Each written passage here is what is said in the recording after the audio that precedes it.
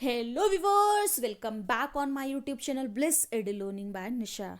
आज हम इस वीडियो में डिटेल में डिस्कस करेंगे KVS contractual teacher interview. Basically KV में कॉन्ट्रैक्चुअल टीचर के लिए फॉर्म फिलिंग से लेके इंटरव्यू तक का क्या प्रोसेस रहता है, आपको अपने इंटरव्यू में कौन कौन से डॉक्यूमेंट्स लेकर जाने हैं। जब आप केवी ज्वाइन कर लेते हैं एज एन कॉन्ट्रैक्चुअल टीचर तो बॉन्ड क्या होता है, बॉन्ड का टेन्योर क्या होता है, बॉन्ड में क्या क्या चीज़ें मेंशन होती है, आपको सैलरी किस बेसिस पे मिलती है, कौन कौन सी लीव आपको मिलती है, वो सारे क्वेश्चंस के आंसर जो अभी तक आप मेरे से पूछ रहे थे, इन सारी क्वेरीज के आंसर मैं आपको इस वीडियो में देने वाली हूँ। तो ये वीडियो आप सभी लोगों के लिए बहुत ही ज़्यादा हेल्पफुल एंड यूजफुल होने वाला है। अगर आप मेरे चैनल पर नए हैं तो सब्सक्राइब कर दीजिए ताकि मेरे चैनल पर आने वाली सभी अपकमिंग वीडियोस की नोटिफिकेशन आपको मिल सके। तो इन सारी चीज़ों को, इन सारे फंडास को हम एक एक करके इस वीडियो में डिस्कस करने वाले हैं। तो चलिए शुरू करते हैं।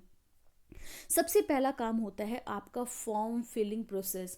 इंटरव्यू से पहला काम है आपका फॉर्म फिल करना, यानी जो आप एप्लीकेशन फॉर्म या जिसको हम बायोडेटा फॉर्म बोलते हैं, जब आप फिल करेंगे तो कैसे करना है। तो देखिए, सबसे पहले आपको समझना होगा कि जो केवी है वो कॉन्ट्रैक्चुअल्स के इंटरव्यू क्यों कराता है और कब कराता है।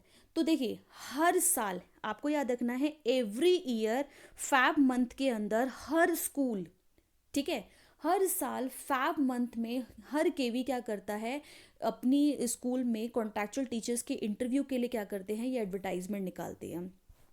ये एडवर्टाइजमेंट आपको उनकी स्कूल की वेबसाइट पे भी मिल जाएगा। मान लीजिए आपके आसपास केवी है और फैब मंथ में आप देखना चाहते हैं कि क्या उस स्कूल में एडवर्टाइजमेंट निकला ही निकला, क्या उस स्कूल में इंटरव्यूज़ हो रहे नहीं हो रहे, तो आपको सिंपल सा क्या करना है, आप उस स्कूल की वेबसाइट पे जाइए, विद्यालय वेबसाइट पे जाइए और वहाँ जाके चेकआउट करिए कि क्या एडवर्टाइजमेंट आया। एडवर्टाइजमेंट आया है तो चेक करिए क्या आपके सब्जेक्ट के इंटरव्यूज़ वहाँ पर होने वाले हैं। जब आपके सब्जेक्ट का इंटरव्यू होने वाला है तो आपको फिर देखना है, उसके बाद वहाँ पे एक और फॉर्म होता है जिसको बोलते हैं एप्लीकेशन फॉर्म। आपके पास तरीका है, या तो आप क्या कर लीजिए, सिंपल उस एप्लीकेशन फॉर्म को डाउनलोड करिए, उसका प्रिंट आउट निकालिए, उसको फॉर्म को फिल करिए और जिस दिन आपका इंटरव्यू है उस दिन आप लेकर जाइए। बेसिकली आप टाइम सेव करने के लिए ऐसा कर सकते हैं। नहीं तो अगर आप ऐसा नहीं कर पा रहे हैं तो स्कूल के अंदर जिस दिन आपका इंटरव्यू है वहाँ जाएंगे तो वहाँ पर भी आपको एप्लीकेशन फॉर्म मिलेगा। आप उस टाइम वहाँ से एप्लीकेशन फॉर्म लेकर ऑन द स्पॉट फिल करके आप इंटरव्यू दे सकते हैं और अपने डॉक्यूमेंट वेरीफाई कराने के बाद, ठीक है। तो देखिए, अब आपके दिमाग में क्वेश्चन हो रहा होगा कि हर पोस्ट के लिए यहाँ पर जो है वो इंटरव्यूज़ क्यों कराए जाते हैं।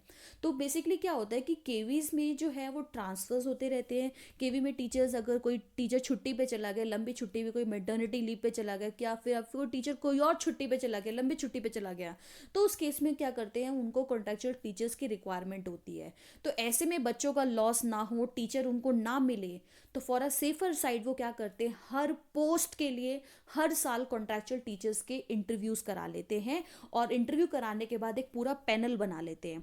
पैनल में क्या होता है, मान लीजिए सपोज कोई पोस्ट है, मान लीजिए मैं बात करती हूँ पीजीटी इकोनॉमिक्स की।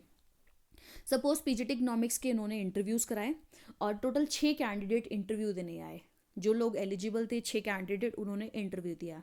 तो इन 6 कैंडिडेट की परफॉर्मेंस के बेसिस पे पूरा पैनल बना लिया जाएगा कि रैंक 1 होल्डर ये है, 2 पे ये है, 3 पे ये, 4 पे ये और 5 पे ये और 6 पर ये। तो ये क्या करते हैं, हर साल इंटरव्यू लेने के बाद ये पूरा पैनल बना लेते हैं। पूरा पैनल बनाने के बाद उस पूरे सेशन में जब भी उन्हें इस टीचर की रिक्वायरमेंट होती है जिस जो पैनल में है, ठीक है, मान लीजिए कोई टीचर नहीं है, छुट्टी पर चला गया या फिर वो पोस्ट ही खाली है, तो उस केस में वो क्या करते हैं, जो पैनल के अंदर नंबर 1 पे कैंडिडेट है उसको बुलाते हैं। मान लीजिए नंबर 1 कैंडिडेट नहीं आ पाया, उसने कहीं और ज्वाइन कर लिया, तो ये नेक्स्ट को बुलाते हैं। सेकंड भी नहीं आया, वो थर्ड को बुलाते हैं। तो इस तरीके से जो है वो क्या करे जाते हैं, कॉन्ट्रैक्चुअल टीचर्स को हायर किया जाता है, ठीक है। तो ये पूरा प्रोसेस जो है वो हर साल चलता है, हर साल इस प्रोसेस को करा जाता है। तो ये पूरा फॉर्म फिलिंग से रिलेटेड था कि फॉर्म आपको विद्यालय से भी मिल जाते हैं या फिर आप उस पर्टिकुलर स्कूल की वेबसाइट पे जाके उसको डाउनलोड करके उसको फिल करके भी आप इंटरव्यू दे सकते हैं, ठीक है। अब उसके बाद एक क्वेश्चन और आ रहा था कि मैम क्या हम एप्लीकेशन फॉर्म एक ही एप्लीकेशन फॉर्म भर सकते हैं और उसमें हम सारी पोस्ट मेंशन कर दें? नहीं। अगर आप पीआरटी, टीजीटी और पीजीटी मान लीजिए तीनों पोस्ट के एलिजिबल हैं और आप तीनों पोस्ट पे इंटरव्यू देना चाहते हैं तो उस केस में आपको तीनों डिफरेंट पोस्ट के लिए 3 डिफरेंट एप्लीकेशन फॉर्म्स फिल करनी पड़ेगी, ठीक है।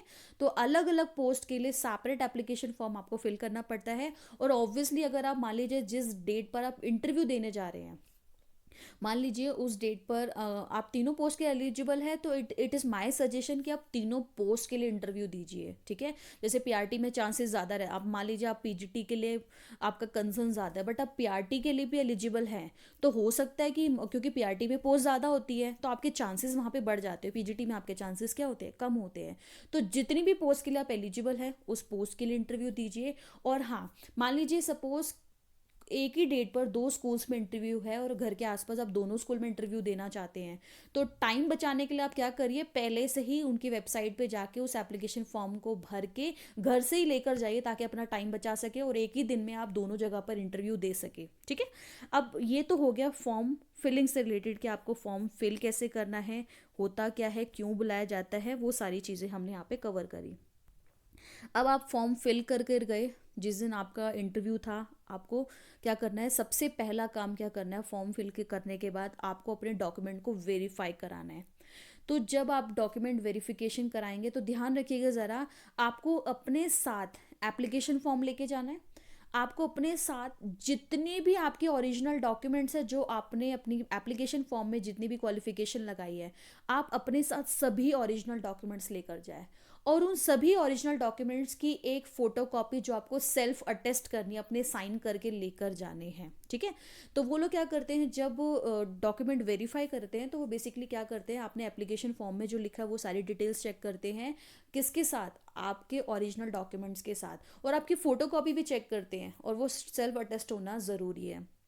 तो आपको इंटरव्यू के दौरान अपने सारे ओरिजिनल डॉक्यूमेंट्स लेके जाने हैं, जो डॉक्यूमेंट आपने लगाए हैं उन सब की एक सेल्फ अटेस्टेड फोटोकॉपी लेकर जाने और अपना एप्लीकेशन फॉर्म ये लेकर ज़रूर जाना है, ठीक है। एंड ये लोग क्या करते हैं, आपका पूरा एलिजिबिलिटी चेक करते हैं, पूरी एलिजिबिलिटी आपकी एक एक परसेंटेज, और खास कर जो एसेंशियल क्वालिफिकेशन है जहाँ पर आपकी परसेंटेज आ जाती है, आपके सब्जेक्ट्स जैसे टीजीटी एसएसटी है, ठीक है, टीजीटी मैथमेटिक्स है जहाँ पे आपके सब्जेक्ट्स कॉम्बिनेशन होने चाहिए, टीजीटी साइंस है जहाँ पे सब्जेक्ट कॉम्बिनेशन होना चाहिए, तो उन सभी चीज़ों को ये वहाँ पे क्या करते हैं, आपके डॉक्यूमेंट से टैली करते हैं। और अगर वो पाते हैं कि आप एलिजिबल है तो उसके बाद वो क्या करते हैं, वेरिफिकेशन करने के बाद फिर आपको इंटरव्यू रूम के बाहर भेज देते हैं कि उस फलाने रूम में आपका इंटरव्यू हो रहा है, वहाँ जाकर आप इंटरव्यू दे सकते हैं, वहाँ पर नंबर्स लगे होते हैं, ठीक है। ये तो क्या डॉक्यूमेंट से रिलेटेड। अब मान लीजिए डॉक्यूमेंट आपके वेरीफाई हो गए, उसके बाद आपका इंटरव्यू भी हो गया, इंटरव्यू होने के बाद मान लीजिए सपोज आपका नंबर आ गया, सीट भी खाली थी और आपको बुला लिया कि आप आइए स्कूल ज्वाइन कर लीजिए। तो आपको स्कूल ज्वाइन करने से पहले जिस दिन आप पहुंचते हैं वहाँ पर आपको एक बॉन्ड लेकर, आपको पहले फ़ोन करके बता देते हैं कि आपको ये डॉक्यूमेंट कल लेकर आने हैं, तो आपको बॉन्ड लेकर जाना पड़ता है। बॉन्ड एक तरीके का आपके और स्कूल के बीच में एग्रीमेंट होता है, बॉन्ड 11 मंथ्स का होता है और बॉन्ड पर आपको साइन करके देने होते हैं, जहाँ पर ये क्लियर कट मेंशन होता है कि अगर कोई भी उस पोस्ट पे जिसको आप ज्वाइन कर रहे हो उस पोस्ट पे अगर कोई रेगुलर टीचर आता है तो आपको उस दिन क्या करना पड़ेगा, उस पोस्ट से हटना पड़ेगा, ठीक है।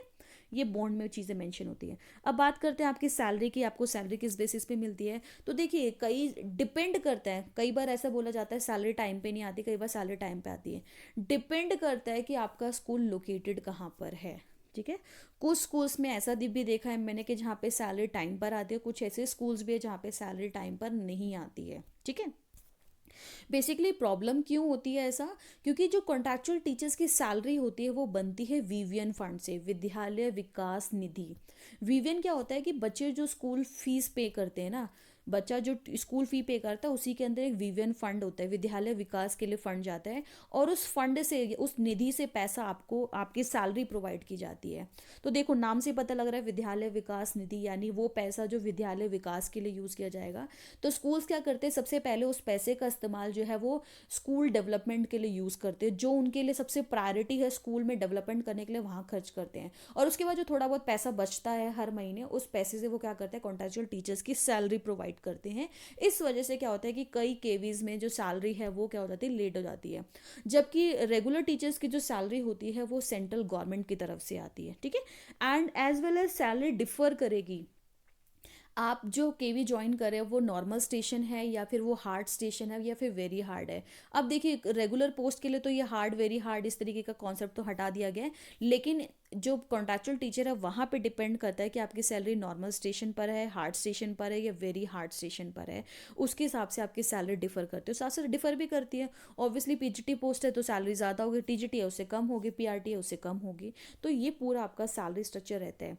एंड आपको जो सैलरी होती है ना वो डिसाइड, मतलब क्या होता है कि आपको सैलरी कब कब मिलती है। देखो अ, जब नॉर्मली आप काम करें आपको सैलरी मिलेगी। आपको क्या होता है कि जो स्कूल्स में वेकेशंस होते हैं, लाइक मान लीजिए समर वेकेशन है, ऑटम ब्रेक है, विंटर ब्रेक है, तो जितनी भी लंबी लंबी छुट्टियां होती है ना, इस छुट्टियों के आपको पैसे नहीं मिलते। इसके अलावा कोई मान लीजिए सैटरडे है, संडे है या गजेटेड हॉलीडे है, रिस्ट्रिक्टेड हॉलीडेज है, इन सब के पैसे आपको मिलते हैं नॉर्मल काम करने पे। बट जितनी भी लंबी लंबी छुट्टियां हैं, ऑटम, समर और आपका विंटर ब्रेक, इसके पैसे आपको नहीं मिलते। ठीक है। अब नेक्स्ट बात करते हैं कि लीव आपको कौन कौन सी मिलती है, छुट्टियां कौन कौन सी मिलती है। तो देखिए कि कॉन्ट्रैक्चुअल टीचर को रेगुलर टीचर्स के कंपैरिजन में एज सच कोई खास छुट्टियां नहीं मिलती। उनको कोई मैटरनिटी लीव, कोई पैटर्निटी लीव, इस टाइप की छुट्टियां नहीं मिलती है। साथ साथ अगर वो मैंने आपको बताया ना समर, ऑटम और विंटर ब्रेक में काम नहीं, विंटर ब्रेक है तो उनको तभी भी सैलरी नहीं मिलती है।